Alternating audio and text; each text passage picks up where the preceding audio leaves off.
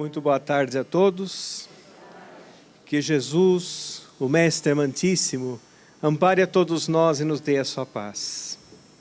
Primeiramente, gostaríamos do profundo de nosso coração agradecer a esta casa que nos acolhe, agradecer esse verdadeiro posto de socorro, esta casa de amor, uma casa que tanto tem feito pelo próximo, por nossas necessidades, e acolhe em seu seio realmente pessoas de bem, pessoas de um elevadíssimo caráter, que faz realmente a doutrina espírita mostrar a sua face redentora e consoladora. Agradecemos muito as duas estrelas de amor, o Sr. Humberto e o Sr. Rubens, que eles plantaram a boa semente, que hoje nós vemos colhendo o bom fruto. Muito obrigado a toda a diretoria pela confiança, pela alegria de estarmos presentes. Mas hoje nós vamos falar a respeito de Jesus. Jesus, o triunfador das causas eternas. Para nós espíritas, falar a respeito de Jesus é algo extremamente agradável, que traz realmente uma alegria muito grande, porque nós sabemos que a doutrina espírita tem em suas bases fundamentais os ensinos do Mestre. Foi algo prometido por ele como sendo o Consolador prometido para arrefecer as nossas almas, consolar os nossos espíritos, ampliar os nossos entendimentos. Porque nós precisamos realmente disso. A saga humana realmente é fascinante. Quando nós observamos toda a história humana, nós vamos observar que lutamos por muitas causas. O materialista luta pela causa de cada vez mais matéria. Ele se sente seguro, mas como a matéria não dá respostas, ele precisa de cada vez mais matéria para poder preencher aquele vazio que a matéria não consegue suportar. O espiritualista tem como causa a busca da verdade. Sendo em qualquer crença que ele expose, ele realmente busca a verdade. Só que essa verdade, às vezes, não lhe dá todas as respostas. E também é uma busca incessante, uma busca eterna. Aquelas pessoas que têm como causa a educação, procuram se aculturar para poder transmitir ou ter ele próprio a educação. Mas Jesus traz-nos uma causa eterna. A causa que Jesus trouxe para nós, através de seus ensinos, permitirá ao homem ascender dos mundos ainda martirizados pela causa e efeito, como nós estamos, até os mundos felizes, até os mundos divinos. Todos nós, dentro da programação evolutiva da humanidade, sem exceção, seremos espíritos felizes. A pior das pessoas que podemos observar um dia será um espírito feliz, porque isso faz parte realmente das leis naturais do universo, que é a lei de amor, que vige em todo o universo, porque Deus é amor. Desta forma, nós podemos entender que somente esse aspecto já é extremamente consolador, se nós observarmos isso dentro da história humana, dos homens que lutaram desde o homem primitivo até o homem atual, com grandes paradigmas, com grandes descobertas, que fizeram em sua época fazer com que ele pudesse progredir e pudesse viver um pouco melhor. Analisando isso, vamos observar que todo ser humano tem em seu íntimo um impulso em progredir. Todos nós temos um impulso em progredir. Nós não conseguimos ficar estagnados. O ser humano tem essa diferenciação das outras criações de Deus. E ele está sempre querendo ir para frente. Isso é maravilhoso. Foi quando Jesus veio até nós com a segunda e a maior revelação de todas, demonstrando realmente que ele era aquele mesmo homem, aquele mesmo ser, que foi dito pela boca profética, Quando, por exemplo, Isaías nos disse: levantar-se-á um arbusto verde na ingratidão do solo árido, dizia Isaías. Jesus é o zênite e o nadir de uma nova era. Ele é realmente aquele ser que dividiu a história. Ele não coube na história humana. Ele precisou realmente, a história precisou ser dividida para que ele coubesse em nosso entendimento, o que demonstra a sua autoridade espiritual inigualável. Jesus, ele é o único Espírito que tem autoridade sobre cada um de nossos espíritos encarnados e desencarnados e também sobre o corpo, o destino de cada um de nós. Ele realmente é o governador do nosso planeta. Segundo a pergunta 625 do Livro dos Espíritos, quando Allan Kardec perguntou para os espíritos da codificação, enviados por Jesus, e ele próprio Kardec fazia parte da equipe do Espírito da Verdade, quem é o espírito mais perfeito que já pisou na terra? Jesus, para servir-nos de modelo e guia. Quando o Espiritismo, dentro da doutrina espírita, o Evangelho de Jesus veio a lume, saiu então uma verdadeira cartilha de bem viver, que caracteriza realmente as revelações, porque a revelação tem o seu compromisso com a verdade, e nunca altera uma revelação anterior, somente acrescenta mais informações, para se adaptar à época que o homem está vivendo. Então, quando o Evangelho de Jesus, explicado por Allan Kardec, pelos espíritos da codificação, adentram em nosso coração, as respostas das dúvidas intrínsecas do ser humano são respondidas. E respondidas, tornam o ser melhor, tornam o ser mais autoconhecido. Aquele ser que somos nós, que resvalava em seus erros, agora encontra motivos para poder ascender na escala evolutiva, suportando com paciência e resignação os embates e as vicissitudes educativas da vida.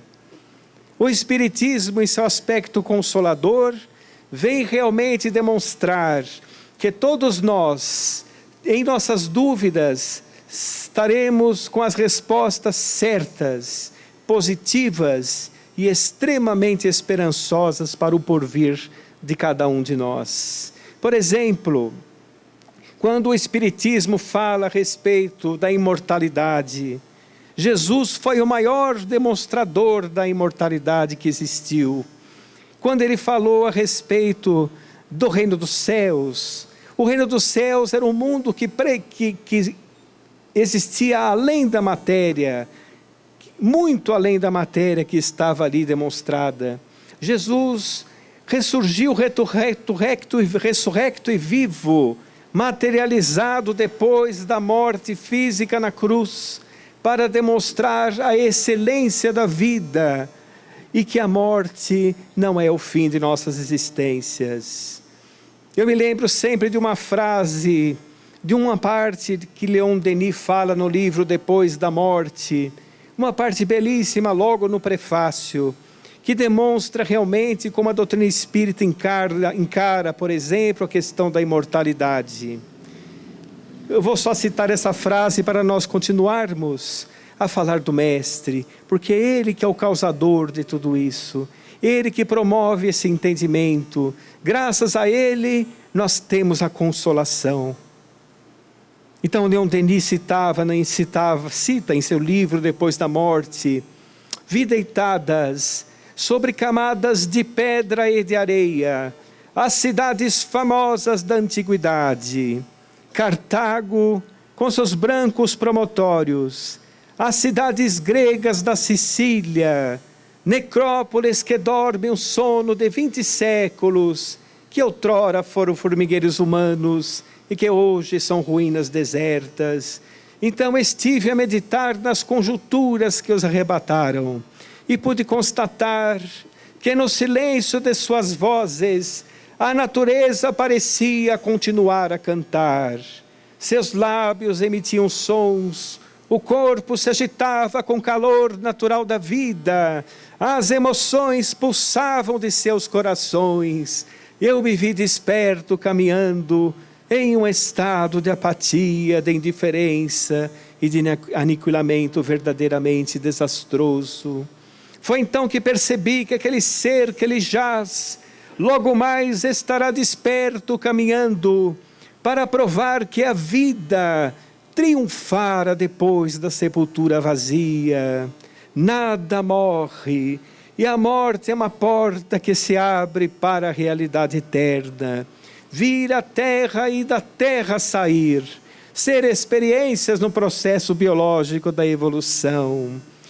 A doutrina espírita coube a tarefa de demonstrar que a vida é um grande presente de Deus. E Jesus demonstrava vida em abundância, não demonstrava vida imediata, não falava somente aquelas pessoas que assistiram o Sermão do Monte, ele falava a respeito do porvir do ser humano, tanto é que a sua voz ficou encravada na psicosfera terrestre e atravessou a história para se tornar hoje, nesse momento que nós estamos passando, cada vez mais atual. A mensagem de Jesus continua muito avançada, porque o ser humano necessita ainda conquistas em seu interior para poder entender a essência da mensagem de Jesus. Por mais que o homem evolua, por mais que ele avance nas estrelas, decodificando, mostrando realmente as galáxias longínquas, por mais que ele consiga encurtar as distâncias através dos meios de comunicação, por mais que ele vasculhe o microcosmo, a intimidade das partículas, ele ainda tem grande dificuldade de ir até o ser semelhante, grande dificuldade de perdoar, dificuldade de realizar em sua própria existência, através da assistência aos que sofrem. O ser humano é de estar à procura da personalidade espiritual. Não temos ainda a personalidade espiritual completamente formada. Ainda estamos à procura da humanização. Mas chegaremos lá. Chegaremos lá, porque Jesus está no leme de nossas vidas. Ele aguarda a nossa razão. Ele aguarda nós despertarmos através das reencarnações sucessivas, ainda dolorosas, ainda com resgates e provas. Mas vai chegar um dia que cansaremos de sofrer.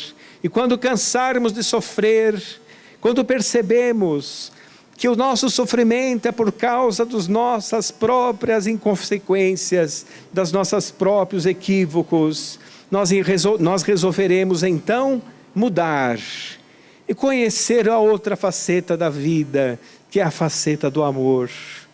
Esse amor que Jesus nos trouxe, aquele amor que liberta, porque as pessoas que olhavam o Mestre perguntavam: quem é este homem que traz uma aura de beleza e de ternura, que comove até as lágrimas, que é simples, mas de uma autoridade como nunca antes vista na terra? Ele veio falar a respeito de um novo e de um estranho amor. Um amor que conseguia dobrar de joelhos os ímpios, os orgulhosos, os poderosos, com um simples olhar. Ouvidos moucos recuperavam a sensibilidade, olhos escurecidos renovavam a luz, membros hirtos recuperavam o tônus muscular e as chagas eram limpas mediante somente o seu desejo. E nós vamos saber por quê. Na doutrina espírita, através das obras da codificação, que nos é dado saber, porque nós não conseguimos medir a grandeza de Jesus por nossa medida. As informações que nós temos são informações trazidas pelas esferas superiores, principalmente na codificação espírita, e depois nas obras de Chico Xavier. São essas informações que conseguimos. Eu gostaria de fazer um paralelo entre nós e Jesus, imagine. Eu pareço uma formiguinha que acabou de ser pisada, falando a respeito de uma coisa tão grande. Mas eu vou tentar.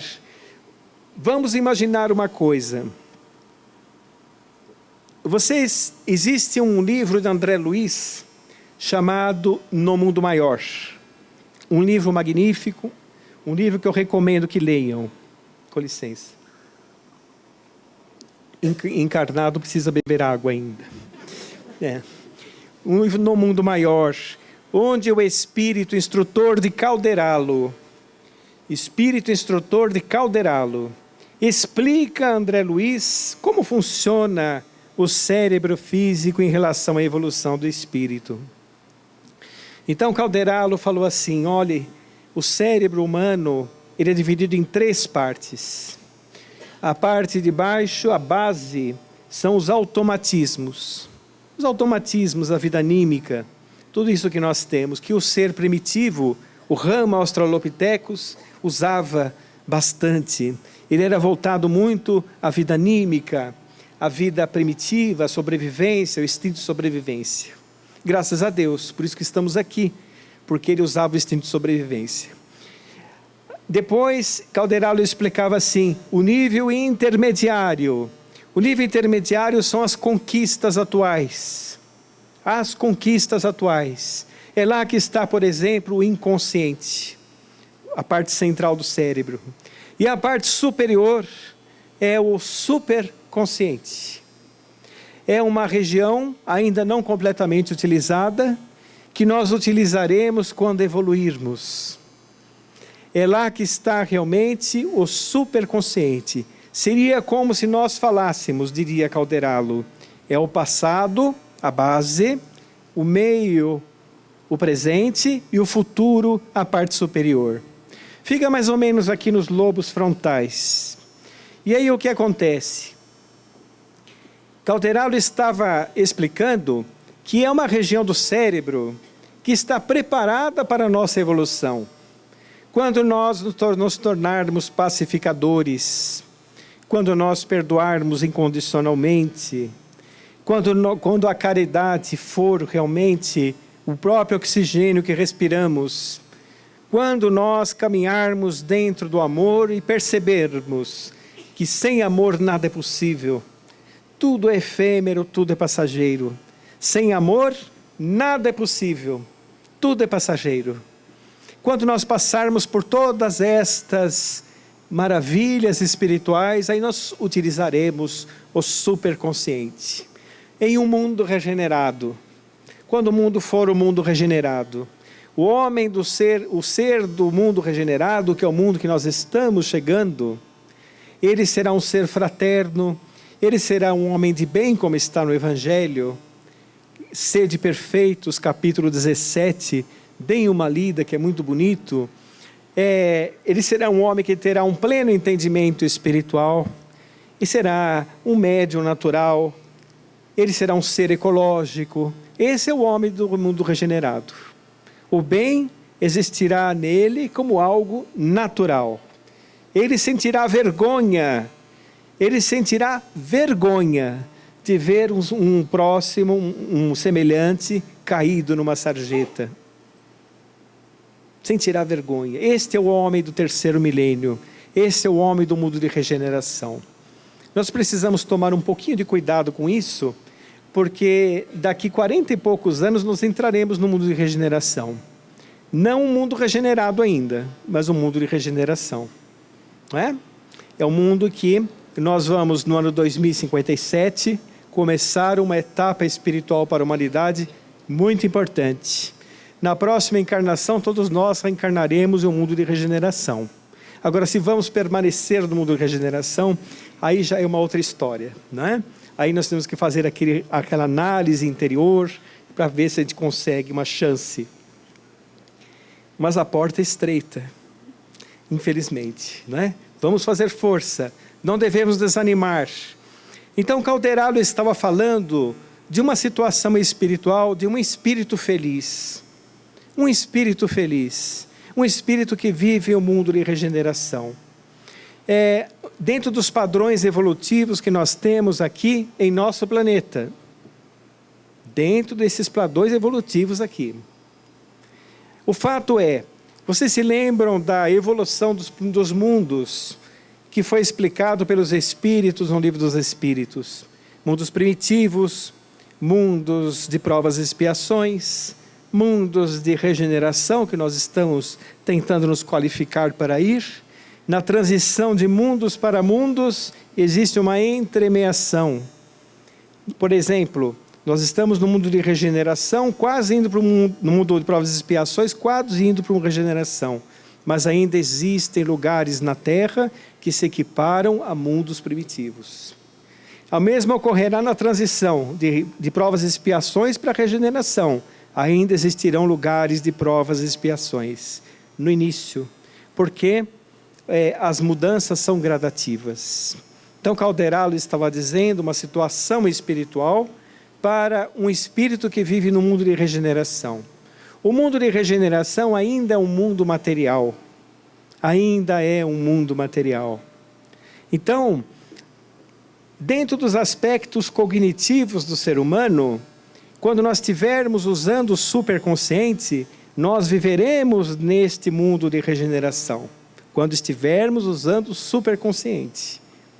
Nós usamos um pouquinho de vez em quando. Quando a gente ajuda alguém, quando a gente faz a caridade, quando a gente perdoa, a gente dá uma faísquinha lá no superconsciente. Sabe? A gente usa um pouquinho. Nós não usamos completamente. Então, o que acontece? O mundo material ainda de regeneração. Então, fazendo uma comparação do espírito que virá depois do mundo de regeneração, porque nós sabemos que existem os espíritos, naquela escala espírita de Allan Kardec também, espíritos imperfeitos. Os espíritos imperfeitos, eles são aqueles espíritos levianos, pseudo-sábios, dissimuladores, materialistas, agressivos. Parece alguém que a gente conhece, não? Certo? Eles são os espíritos imperfeitos. Depois, os espíritos benévolos e bons. Os espíritos benévolos e bons, esses sim, habitarão ali o mundo de regeneração. Eles começarão a usar o superconsciente. Então, Calderalo estava explicando que a parte cognitiva do ser humano, até aí, os mansos e pacíficos herdarão a terra, como disse Jesus, uma terra regenerada. Mas nós vamos falar de uma coisa um pouquinho maior. Quando a outra escala espiritual, em que os espíritos são espíritos puros, os espíritos puros já não vivem mais em mundos de regeneração. Eles vivem em mundos imateriais. São espíritos que reencarnam somente em missão no começo da escala. No começo da escala. Quando eles porque dentro da escala da evolução dos espíritos, existe uma graduação muito grande. E nas primeiras graduações, estão ali aqueles espíritos puros que ainda têm condições de reencarnarem em missões, como missionários. Mas da metade para frente já não reencarnam mais. Então dá para você se comparar a um espírito puro? Do aspecto cognitivo? Não. Porque o espírito puro, ele está em vários lugares ao mesmo tempo. Ele consegue estar aqui e estar em vários países, vários planetas, vários lugares ao mesmo tempo. Ele consegue ter essa expansão mental. Ele fala com você pelo pensamento, ele não precisa de boca, de ouvido para falar com você. Ele te olha e ele te enxerga por completo.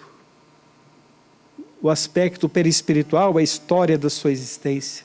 Ele te enxerga, espírito puro, não é? Então não tem comparação. Nós não conseguimos, por isso não conseguimos medir Jesus com a nossa régua. Não conseguimos. É incomparável. E aí nós vamos falar de uma faixa evolutiva que Emmanuel citou, que está acima dos espíritos puros, que são os espíritos crísticos. Os espíritos crísticos, da qual Jesus faz parte desta grande comunidade, são espíritos infalíveis. Eles já não erram mais. Eles são aqueles que conseguem entender a essência do Criador. Nós, em nossa evolução, conseguimos entender Deus por suas obras. Só por suas obras. E também, quando você faz uma prece, e você sente aquela paz, e dependendo da maneira como você observa, porque um materialista, ele pode olhar o mar e falar, é água com sal. A pessoa voltada ao Espírito fala, é uma obra de Deus. Então depende da visão que a pessoa está tendo, não é? Depende da visão que a pessoa está tendo. Então o Espírito puro já é maravilhoso, já é magnífico. Magnífico. A nossa evolução começa a ser mais retilínea no momento em que nos tornamos espíritos puros. Mas os espíritos crísticos estão acima disso. Acima disso. São co-criadores do universo. Eles entendem a essência do próprio Criador. Jesus disse-nos isso. Quando ele disse assim, eu e o Pai somos um. Então ele é um dos espíritos que são os ministros de Deus. Eles conseguem realmente interpretar e moldar a própria criação do Pai. E espíritos intermediários que interpretam fielmente os seus desígnios são aqueles espíritos puros mais avançados, os engenheiros espirituais que fazem as espécies, que fazem a natureza, que faz o grande laboratório, como Emmanuel cita, a elaboração paciente das formas. Livro A Caminho da Luz. Se vocês puderem ler, é magnífico. Mas essa questão de Jesus ser realmente um co-criador, nós podemos analisar mais profundamente a respeito disso no que fala, por exemplo, a Gênese de Allan Kardec. O maior sacrifício de Jesus, antes de nós citarmos, foi ter encarnado em um mundo primitivo como o nosso. Esse foi o maior sacrifício. Porque ele tinha completamente o domínio sobre a matéria. Ele dominava completamente a matéria. Porque há 4 bilhões e 500 milhões de anos, quando a Terra surgiu, Jesus já era um espírito crístico. Já era um espírito crístico. E o ser humano está na Terra há 250 mil anos somente. Não é? Então, desta forma, nós vamos entender que ele dominava completamente a matéria. Ele recebeu aquela esfera incandescente sob sua responsabilidade, diretamente das ordens de Deus, do Criador, na comunidade de espíritos crísticos. Então ele conseguiu moldar a nossa casa. Ele tem influência sobre as imigrações espirituais que vieram aqui. Todos nós viemos de muitos lugares sob os auspícios do Cristo. Todos nós. A grande humanidade terrena foi formada por 6 grandes raças.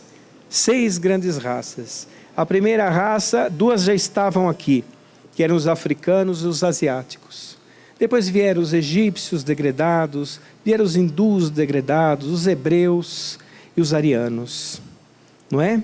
Vieram os hebreus e os arianos. Essas 6 raças, elas formaram a grande família terrena. Quando, há 4.000 anos antes de Cristo, 4.000 anos antes de Cristo, o mundo estava deixando de ser um mundo primitivo para se tornar um mundo de provas e expiações. 4.000 anos antes de Cristo. Muitos desses degradados já voltaram.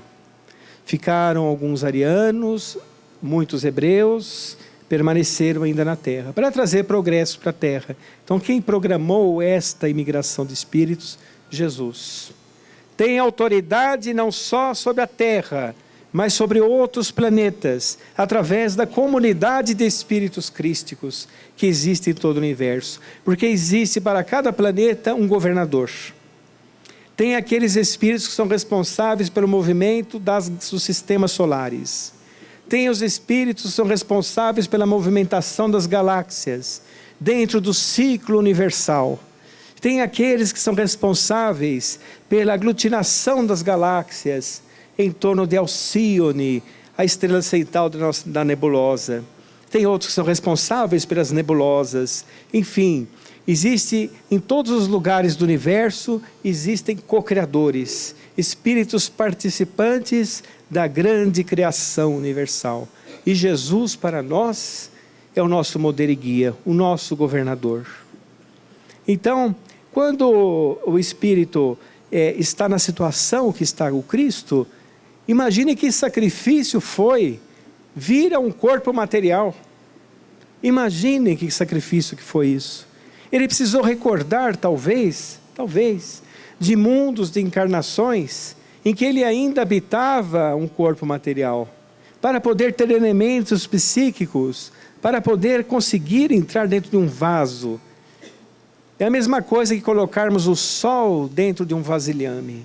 É a mesma coisa. Tanto é que ele não conseguiria viver mais do que ele viveu. O seu corpo estava constantemente tensionado. O seu cérebro físico, as sinapses dos neurônios de um cérebro físico, não conseguiam suportar tanto tempo mais a potencialidade de um espírito como Jesus. Não conseguiriam. Tanto é que quando ele orava, ele suava sangue, o chão tremia. E o livro Gênesis nos diz assim: Jesus estava ligado ao corpo físico estritamente por laços fluídicos necessários para manter a vida na terra. Laços tenuíssimos, o mínimo necessário para poder mantê-lo aqui no corpo físico por um curto período. E realmente foi. Ele vivia constantemente desprendido da matéria. Ele enxergava, ele tinha dupla vista. Então ele, quando olhava uma pessoa, ele observava o presente, o passado e o futuro daquela pessoa. Porque ele conseguia ter uma visão atemporal. Isso está explicado também pela doutrina espírita, quando nós olhamos no livro A Gênese também, teoria da presciência. Lá está explicado por um exemplo muito bonito de um observador ao alto do monte que consegue ver um mensageiro, um viajante que está andando pela estrada. O observador consegue ver um pouco mais à frente. Ele consegue ver se tem uma ponte caída, se tem um animal feroz.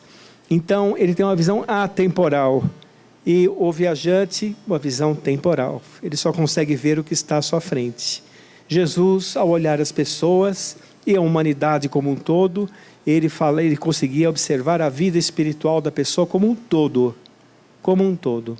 Quando ele retirava daquela multidão de aflitos uma pessoa para ser curada, ele observava se aquela pessoa tinha condições morais para ser curada. Porque nós sabemos que os embates físicos, as provas, as expiações que nós passamos, são freios educativos para a nossa existência. E se ele retirasse aquela prova daquela pessoa, e ela não estivesse preparada moralmente para aquilo, ela ia falir de novo, estaria prejudicando, mas ele percebia que aquela pessoa tinha condições morais. Ele retirava, curava. Como ele curava? Como Jesus curava? Efeitos magnéticos, vibratórios, estudados pela doutrina espírita, mostrando que Jesus nunca alterava os elementos da própria natureza. Ele utilizava todas as forças da natureza, só que em altíssimo grau, porque seu grau de espírito permitia isso, ele tinha autoridade para isso.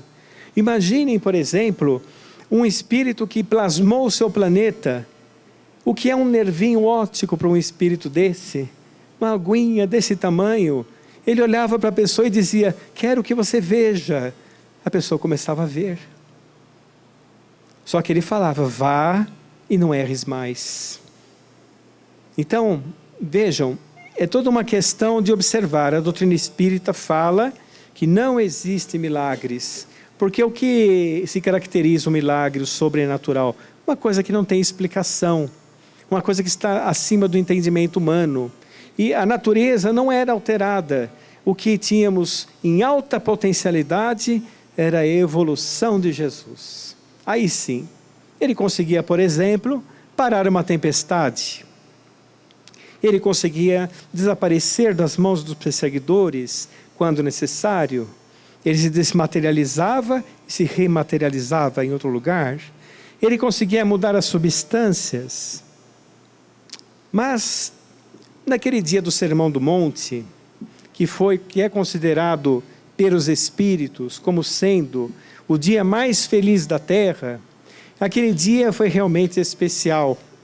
Naquele dia ele estava falando para 2.000 pessoas, mais ou menos. Tinham pessoas de todos os tipos. Tinham espiões do Sinédrio, tinham curiosos, tinham esfaimados, tinham desventurados também.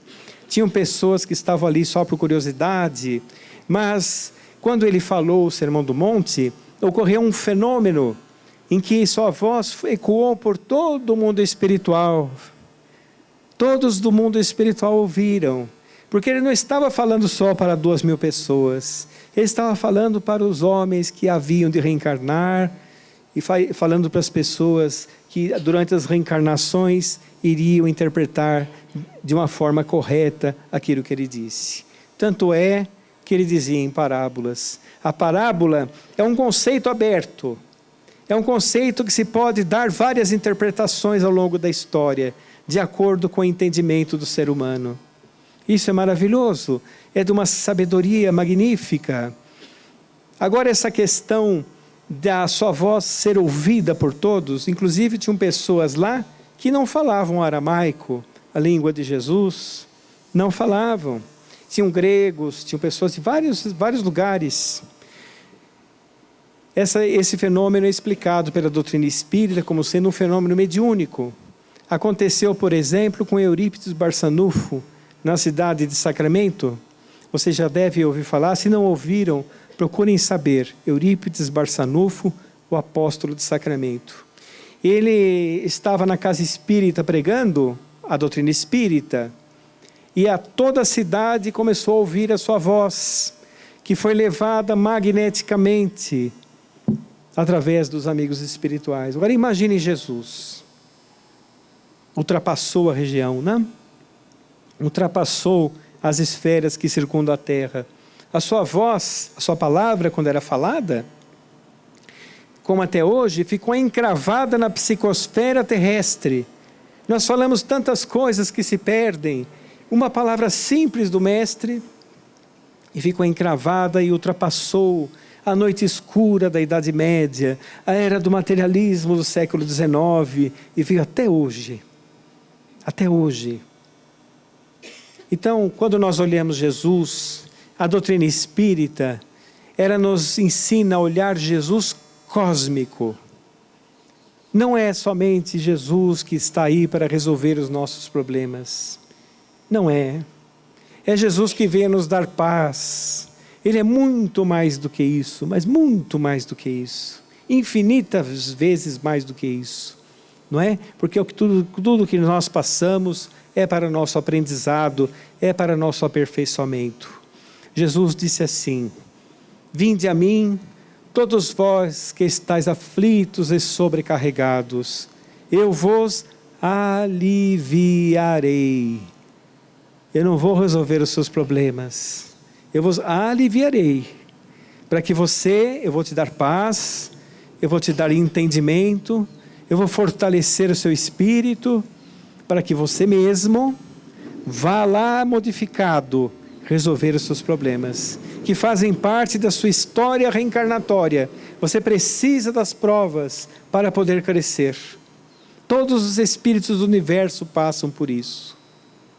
Jesus mesmo passou por todas as esferas educativas que nós, pela fieira educativa que todos nós passamos, em mundos que talvez nem existam mais, e hoje ele é um espírito crístico, intérprete fiel do próprio Criador. Então, quando nós falamos a respeito da dupla vista, essa questão da dupla vista de Jesus é magnífica. A dupla vista também é explicada pela doutrina espírita. Aconteceu, por exemplo, com Chico Xavier.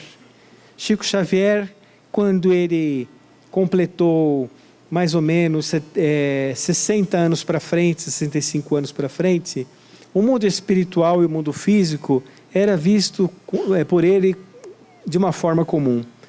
Via ao mesmo tempo os dois, né? Certa vez, uma família foi visitá-lo e tinha a senhora, tinha a filha, e ele cumprimentou: "Oh, minha irmã tal. Oh, minha irmã fulana." Oh, quando ele foi cumprimentar a terceira, não tinha. Aí falou: "Mas a fulana, ela está tão bem." Falou: "Não, minha mãe desencarnou faz 1 mês e meio, mais ou menos." Falou: "Oh, mas como ela está bem, né?" Então acontecia com o Chico isso aí, dupla vida. Imagine Jesus, certo? Uma vez, uma outra historinha, só para a gente... O Chico perguntou para uma senhora assim: "A senhora pode me dizer se a senhora está viva ou está morta?" Ela falou: "Não, estou viva, Chico." Ele falou: "Graças a Deus." Né? Certo? Então era a questão da dupla vista, não é? E Jesus trazia isso fortemente nele, né? Diz lá no livro A Gênese, isso.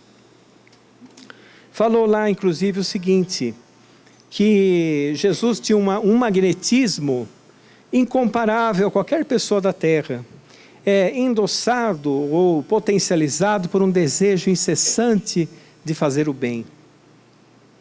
Dá para imaginar, não? Vamos imaginar um espírito aqui do mundo de regeneração, utiliza 100% do seu cérebro, utiliza o superconsciente. Quando ele vai ser um espírito puro, não precisa mais do cérebro físico, que é somente um aparelho para decodificar o que o nosso espírito envia para ele, não é? Então, o espírito puro já não precisa mais. Agora, imagine Jesus. Imaginem. Por isso que ele disse assim: "Onde estiverem falando de mim, eu lá estarei." Aí nós imaginamos: mas meu Deus, meus problemas são tão pequenos. Imagina um espírito que tem autoridade cósmica, um espírito que plasmou o nosso planeta. Será que ele está preocupado com os meus problemas? Eu, um grão de areia aqui nesse planeta menor do sistema solar, da nossa galáxia, da Via Láctea, porque você sabe que o nosso planeta, abençoado e lindo, ele está num dos braços da Via Láctea, bem pequenininho, circundando o nosso Sol, na periferia da galáxia, muito pequeno. Imagine nós, não é? Então nós questionamos isso, mas não, Jesus está muito próximo de nós. Ele sabe o nosso nome e sabe o que se passa em nossos corações. Nunca se sintam longe do Mestre. Procurem tê-lo cada dia mais em seus corações, através do cultivo do amor e da fraternidade. O amor e fraternidade é algo difícil de ser cultivado num espírito que erra tanto, como todos nós. Mas quando nós conquistarmos, ninguém mais tira de nós. Ninguém mais tira de nós. Quando Jesus citou o Sermão do Monte, foi tão lindo, porque ele começou a falar a respeito dos humildes, não é? Bem-aventurados os pobres de espírito, porque deles é o reino do meu Pai, de meu Pai. Tão importante é a humildade para o espírito. A humildade faz o espírito ser forte. A humildade faz o espírito ser corajoso e dentro da realidade que a vida se apresenta. A parte das ilusões da matéria. Isso que faz um espírito ser humilde. O espírito humilde é um espírito forte.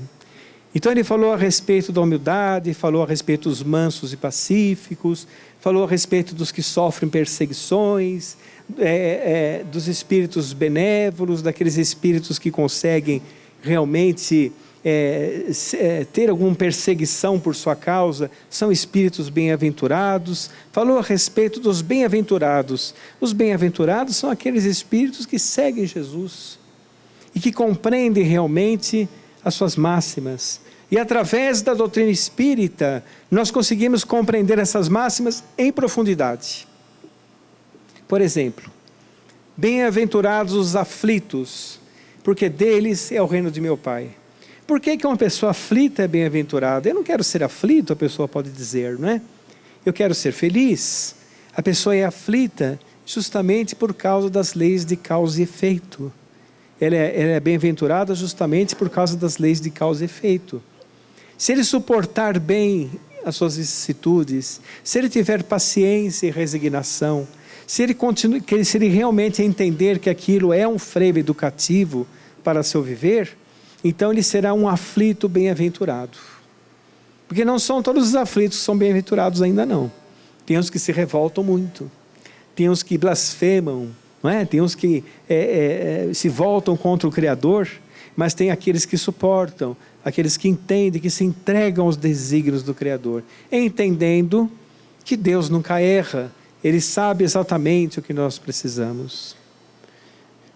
E o cultivo do amor, quando Jesus fala para nós perdoarmos 70 vezes 7 vezes, para nós amarmos os nossos semelhantes, como nós amamos a nós próprios, como nós cultivamos nosso bem-estar, devemos também pensar no bem-estar do semelhante, porque todos nós estamos interligados. E eu vou comentar uma coisa com vocês que ninguém nos ouça. Todos nós estamos interligados, assim como as galáxias estão interligadas também.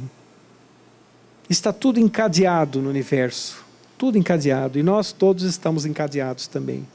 Você beneficia uma pessoa, amanhã ela será uma benfeitura sua quando você precisar. Como diria o Espírito de Emmanuel, todo bem que fizermos será nosso advogado em qualquer parte.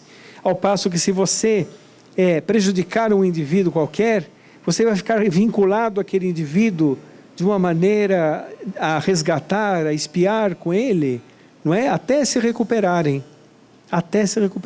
Viram como todos nós estamos encadeados? E olha, Jesus está encadeado conosco também. Ele também está. E disse assim: vocês podem fazer o que eu fiz e muito mais. Dizendo a respeito justamente dessa escala espírita que nós todos estamos inseridos dentro das leis universais. Então vale a pena amar. Vamos cultivar o amor dentro de nós. Vamos procurar ardentemente colocar de lado os sentimentos que nos atrapalham a caminhada.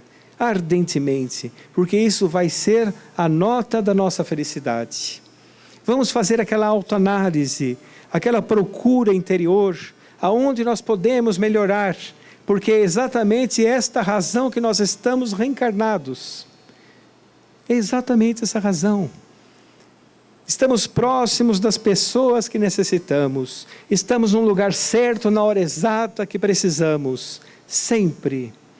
Eu me lembro sempre da carta de Paulo aos Coríntios, que é uma carta tão linda, que diz assim: ainda que eu falasse a língua dos homens e dos anjos, ainda que eu tivesse ciência de todos os mistérios, que eu tivesse o dom da profecia, se eu não tivesse amor, eu nada seria.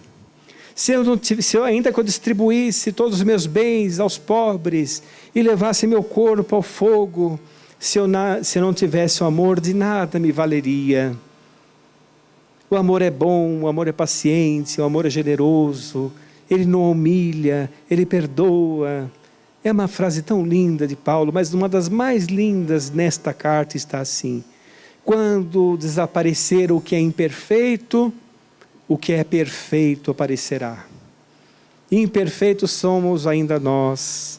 Então vamos cultivar dentro de nós aquilo que Jesus nos disse.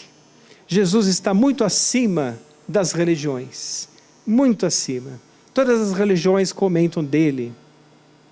Todas as religiões são importantes, porque são linhas de pensamento que se agrupam em afinidades, que formam então as religiões. É melhor tê-las do que não ter. Pelo menos é uma referência, mas elas são ainda separatistas. Elas separam os grupos. O grupo que segue essa religião, o que segue aquela religião, o que segue essa precisa se vestir assim, o que segue aquela precisa se portar assim. Tem esse símbolo que comanda esta. As religiões são assim, são ainda um pouco primitivas, mas a palavra de Jesus é universal, ela abrange todas as pessoas, e a sua psicosfera está circundando a Terra, a sua aura luminífera está circundando todo o planeta, e circundando todo o planeta, quando nós pensamos nele, quando nós oramos por ele, ele lá está captando o que nós precisamos para a nossa própria evolução. Então vamos agradecer a Deus, esse divino mensageiro, Jesus, que ele esteja sempre em nossos passos. Cada vez que nós tomarmos uma decisão em nossa existência, vamos lembrar do Mestre em seus ensinos. Tropeçamos, não tem problema, o aluno tropeça mesmo, é comum. Mas o importante é nós nos erguermos com a referência abençoada de seu Evangelho e seguirmos com ele. Isso que é importante. É importante nós, em nossos pensamentos, não só em nossas atitudes, cultivarmos essa vida nova, essa água viva que brota dentro de nós. Cada um de nós tem essa possibilidade. Todos nós estamos inseridos em seu amor. Basta nós despertarmos para captá-lo. Eu gostaria de encerrar essa palestra com um agradecimento profundo a Deus e a Jesus, nosso amado Mestre, a esta casa abençoada, que ela possa receber todos os eflúvios consoladores do Consolador, prometido por Jesus e do próprio Mestre, porque aonde estiverem fazendo bem, quando nós vestirmos o que está despido, visitarmos o enfermo e darmos o que comer, nós estamos dando para Jesus também, estamos fazendo por Ele. Então vamos fazer uma prece que é recomendada pelos amigos espirituais, recebida por nosso irmão Divaldo, e é do espírito de Amélia Rodrigues, autora desta prece. Prece do agradecimento. Vamos pedir muito a Jesus, mentalizá-lo nesse instante, que Ele nos auxilie, que Ele nos auxilie a entendermos a verdade que nos libertará e nos fará ser felizes a cada dia, em qualquer lugar que estivermos. Muito obrigado, Senhor, pelo que me deste, pelo que me dás. Muito obrigado pelo ar, pelo pão, pela paz. Muito obrigado pelo que meus olhos veem no altar da natureza. Olhos que fitam os céus, a terra e o mar, que acompanham a ave ligeira que corre fagueira pelo céu de anil, que se detém na terra verde, salpicada de flores, em tonalidades mil. Muito obrigado, Senhor, porque eu posso ver, meu amor, diante de minha visão. Pelos cegos eu te formulo uma oração, porque eu sei que depois desta vida, na outra lida, eles também enxergarão. Muito obrigado, Senhor, pelos ouvidos meus, que me foram dados por Deus, ouvidos que ouvem a música do povo que desce do morro na praça cantar, a melodia dos imortais que se ouve uma vez e que não se esquece nunca mais. Pela felicidade de ouvir, deixa-me pelos surdos pedir. Eu sei que depois desta dor, no teu reino de amor, eles voltarão a sentir. Muito obrigado, Senhor, pela minha voz, mas também pela tua voz, pela voz que ama, que canta, que ensina, pela voz que ilumina, que enalteia uma canção e que teu nome profere com sentida emoção. Diante de minha melodia eu te quero rogar pelos que sofrem de afasia, os que não falam de noite, os que não cantam de dia. Oro por eles. Eu sei que depois desta expiação, na outra reencarnação, eles também cantarão. Muito obrigado, Senhor, pelas minhas mãos, mas também pelas mãos que aram, que semeiam, que agasalham, mãos de amor, mãos de ternura, que libertam da amargura, mãos da caridade e da solidariedade, mãos dos adeuses, mãos de sinfonias, de psicografias, de cirurgias, pelas mãos que apertam mãos, mãos que ajudam a velhice, a pobreza e a dor, que no seio embala o corpo do filho alheio, sem receio, e pelos pés que me levam a andar, sem reclamar. Muito obrigado, Senhor, porque eu posso caminhar. diante de meu corpo perfeito, eu te quero louvar, porque eu vejo tantos marcados e eu posso bailar, oro por eles. Eu sei que depois desta expiação, na outra reencarnação, eles também bailarão. Muito obrigado, Senhor, pelo meu lar. É tão maravilhoso ter um lar. Não é importante se este lar é uma mansão, ou um ninho, uma casa do caminho, seja lá o que for, mas é importante que dentro dele exista amor. Amor de mãe ou de pai, de esposa ou de marido, de um filho ou de irmão, a presença de um amigo, a companhia de um cão. Mas se eu não tiver a ninguém, nem aí blasfemarei, pelo contrário direi: muito obrigado, Senhor, porque eu nasci, muito obrigado porque eu creio em Ti, pelo Teu amor, obrigado, Senhor, pela vida querida, muito obrigado, Senhor, muito obrigado, que assim seja.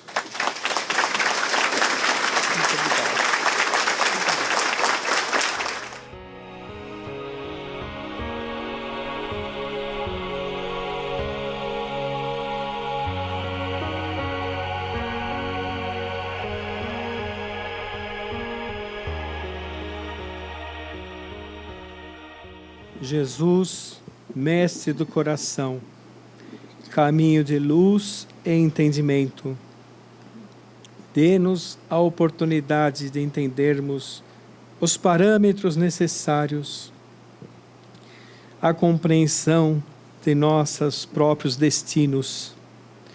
No entanto, também interrogamos, permita que tenhamos forças renovadas, por acréscimo de Tua bondade, para que cultivemos os dons sublimes dos sentimentos redentores, do amor e da fraternidade, do perdão irrestrito e da tolerância, tanto quanto necessitamos da bênção desses sentimentos em relação a nós.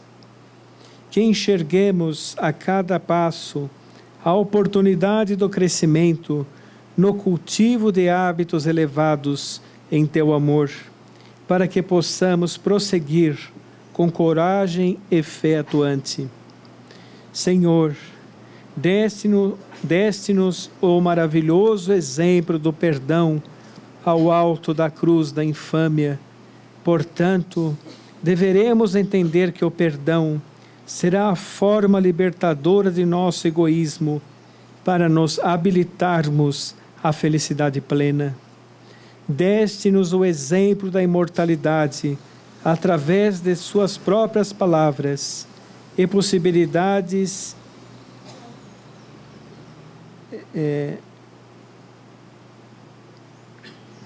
Suas próprias palavras e possibilidades espirituais.